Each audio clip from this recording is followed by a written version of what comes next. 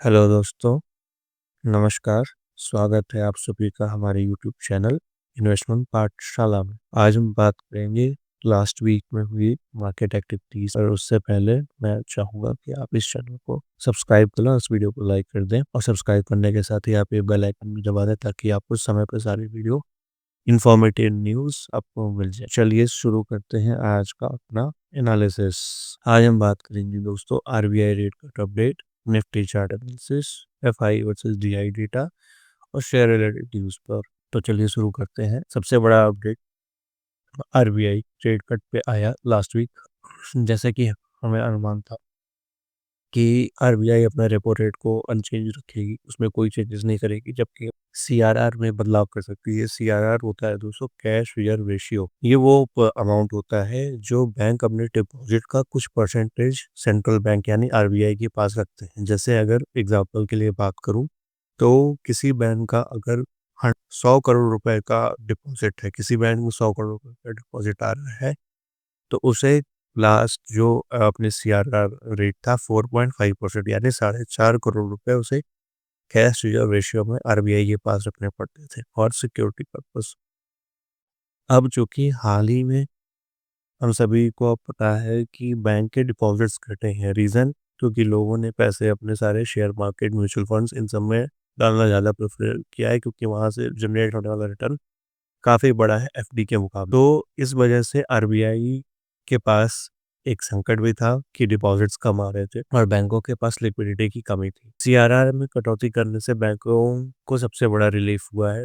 उससे उसका सबसे बड़ा बेनिफिट बैंकों को ही मिलेगा। रीजन भी, जब किसी बैंक के पास पहले, अगर मैं एग्जांपल के तौर पर बात करूं कि 100 करोड़ रुपए का डिपॉजिट है, तो उसे 4.5 करोड़ रुपए रखने पड़ते थे। अब 100 करोड़ की जगह 4 करोड़ ही रखने पड़ेंगे, क्योंकि सीआरआर घटा के 4% कर दी गई। तो इससे होगा क्या? इससे ये होगा कि जब कोई बैंक किसी को लोन देता है, कुछ भी देता है, तो उसके पास एक लिक्विडिटी बनी रहेगी। यानी जो बैंक पहले 96 करोड़ के आसपास का लोन दे पा रहा था, अब वो बढ़ के 96.5 करोड़ का हो जाएगा, क्योंकि बैंकों की इनकम तो दिए गए लोन पे होने वाले इंटरेस्ट से ही आती है। तो जितना ज़्यादा वो लोन बांट पाएंगे, उतना ज़्यादा वो इंटरेस्ट जनरेट कर पाएंगे।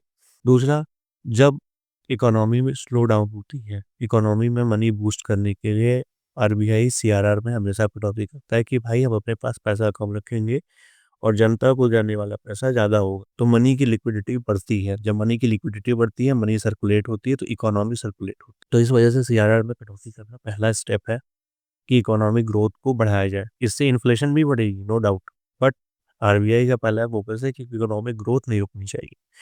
हालांकि उन्होंने अपना अनुमान घटा के, जैसा कि आप देख रहे हैं, जीडीपी का अनुमान घटा के उन्होंने 6.6 कर दिया है, 7.2 से घटा दी। इसका रीजन ये है कि सेकंड क्वार्टर किसी की एक्सपेक्टेशन पर खरा नहीं होता। सेकंड क्वार्टर में आने वाला जो भी रेट कट था, रेट चेंज था, या जो भी इन्फ्लेशन की वजह से रिजल्ट्स आए कंपनियों के, वो नेगेटिव साइड पे है। इसीलिए हमारी जीडीपी ग्रोथ 5.4% ही निकल के है। इसकी वजह से काफ़ी सारे ब्रोकरेज हाउसेज और उन्होंने भी इंडिया की ग्रोथ आउटलुक को चेंज किया। साथ ही इस बार आरबीआई ने भी अपना ग्रोथ आउटलुक चेंज किया है। बट इम्पॉर्टेंट चीज़ ये है कि कोविड के बाद पहली बार आरबीआई ने सीआरआर में चेंज किया। ये सबसे इम्पॉर्टेंट चीज़। वक्त 4 साल के बाद आरबीआई को जब ये लगा कि इकोनॉमिक ग्रोथ स्लो डाउन हो रही है, तो उन्होंने सबसे इम्पोर्टेंट कदम उठाया सीआरआर को चेंज करने का। और ये वेलकमिंग है, चाहे वो इंडस्ट्री हो, चाहे वो बैंक्स हो, सभी इसका वेलकम कर रहे हैं। रीज़न बीइंग क्योंकि इसकी बहुत ज़रूरत थी इकोनॉमी में जान डालने के लिए, इकोनॉमी को बूस्ट करने के लिए। तो नेक्स्ट नेक्स्ट खबर पे चलते हैं दोस्तों। नेक्स्ट है हमारा Nifty chart. Nifty last week में कैसा परफॉर्म किया है और अभी कहाँ पे स्टैंड करता है, उसकी हम बात करेंगे। अगर मैं बात करूँ तो निफ्टी ने लास्ट वीक में पहले सबसे, अगर डे बाय डे के चार्ट पे चलूँ तो मैं 26,200 का हाई लगा के निफ्टी ने 23,300 के आसपास का सपोर्ट लिया। वहां से लगातार निफ्टी एक surrounding up and up system के साथ बढ़ता जा रहा है और ये 200 डेमा के ऊपर है अपना। 200 डे मूविंग एवरेज के ऊपर चल रहा है, जो इसका आता है 23,719।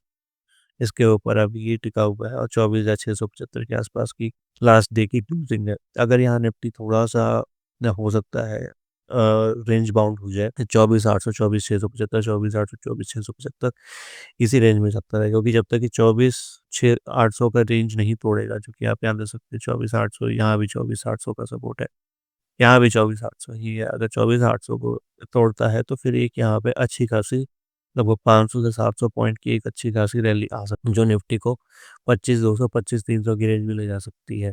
वहां से हो सकता है कि निफ्टी एक रेजिस्टेंस लेके वापस से नीचे आए और फिर ऊपर बढ़े, क्योंकि लगातार, क्योंकि निफ्टी में वी शेप की रिकवरी बहुत कम देखने को मिलती है। कोविड के बाद ही एक रिकवरी ऐसी देखने को मिली थी जो वी शेप हुई थी, बट ऐसी लास्ट में ऐसा कुछ भी नहीं है कि जो वी शेप हो। यहाँ भी आप देखेंगे, यहाँ से मार्केट गिरा, फिर ऊपर हुआ, फिर इसने एक डिक्लाइन दिया, फिर ऊपर गया। सेम ऐसे ही यहाँ पे देखेंगे, मार्केट यहाँ ऊपर था, यहाँ से डिक्लाइन आया, फिर ऊपर गया, फिर यहाँ से डिक्लाइन लिया, फिर यहाँ से ऊपर आया। तो मार्केट हमेशा एक डिक्लाइन लेके ही अप जाता है। अगर सीधा सीधा वी शेप रिकवरी हो रही है तो इसका मतलब आने वाले टाइम में मार्केट में स्टेबिलिटी बहुत कम रहने वाली है। अगली न्यूज़ की बात करेंगे दोस्तों। अगली न्यूज़ है हमारी F I eyes versus D I data. अगर मैं F I eyes versus D I data को देखूँ तो लास्ट डे फ्राइडे के दिन एफ आई आईज ने लगभग 1800 करोड़ रुपए का माल बेचा है और डी आई आईज ने 1659 करोड़ रुपए का माल खरीदा। इसलिए मार्केट में ज़्यादा फ्लक्चुएशन देखने को नहीं मिला फ्राइडे को। फ्राइडे मार्केट लगभग एक रेंज बाउंड था और फ्लैट ही एक क्लोज दिया है मार्केट में, लगभग 20-25 पॉइंट के आसपास की नेगेटिव है, इससे ज़्यादा का नहीं है। और इसी वजह से, क्योंकि डी आई एस लगभग 1800 करोड़ रुपये का माल बेचा है। बट एक इंटरेस्टिंग बात यह है कि थर्सडे से पहले जो फ्राइडे की निफ्टी की एक्सपायरी, उसमें काफ़ी वोलेटिलिटी देखने को मिली थी।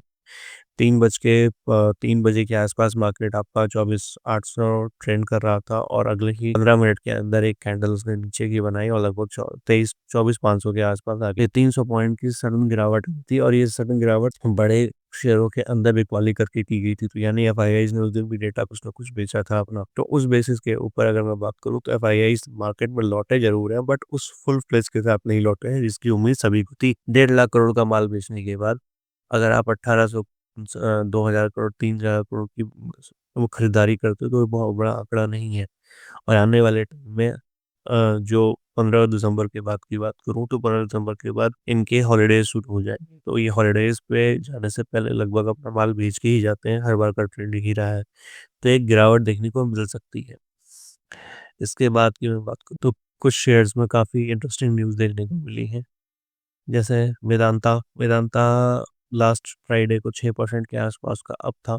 इसका प्राइमरी रीज़न ये था कि इंक्वायरीज वेल्थ करके एक ब्रोकरेज हाउस है जिसने अभी वेदांता को कवरेज करना शुरू किया और उन्होंने वेदांता का टारगेट 560 रुपये रखा है। इसका रीज़न उन्होंने बताया है कि वेदांता का डीमर्जर इसी फाइनेंशियल में प्लान है, एनसीएलटी के अप्रूवल में है, जो कि एक्सपेक्टेड है मार्च 2025 तक। मार्च 2025 तक डीमर्जर का अप्रूवल अगर मिल जाता है तो इनकी लॉन्ग टर्म ग्रोथ के लिए बहुत अच्छा रहेगा, क्योंकि वेदांता का अभी मार्केट कैप जो है 1.8 लाख करोड़ का है।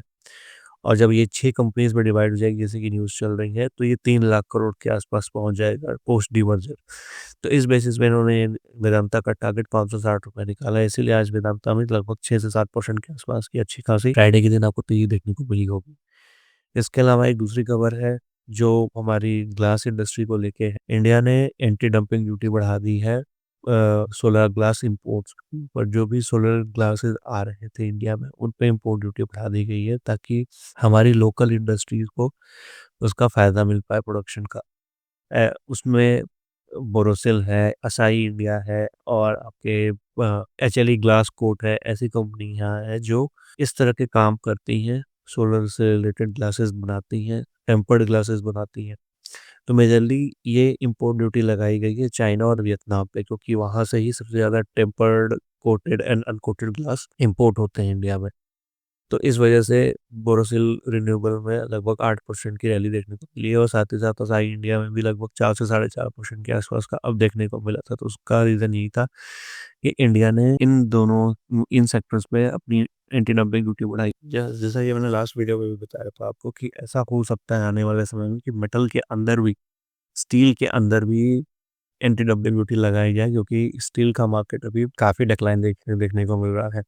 अगर ऐसा होता है तो आने वाले समय में स्टील शेयरों में भी बढ़त देखने को मिल सकती है। तो आज के लिए बस इतना ही दोस्तों। Thank you. इस वीडियो में बताया गया किसी भी तरीके का इन्वेस्टमेंट, कुछ भी, एक पर्सनल राय है मेरी, केवल एजुकेशनल पर्पस के लिए है। किसी भी तरह के इन्वेस्टमेंट से पहले आप अपने फाइनेंशियल एडवाइजर से ज़रूर संपर्क करें। आपके किसी भी फ़ायदे या नुकसान के लिए ये चैनल ज़िम्मेदार नहीं होगा। सो आज के लिए thank you. Thank you for watching my video and supporting me. Thank you so much.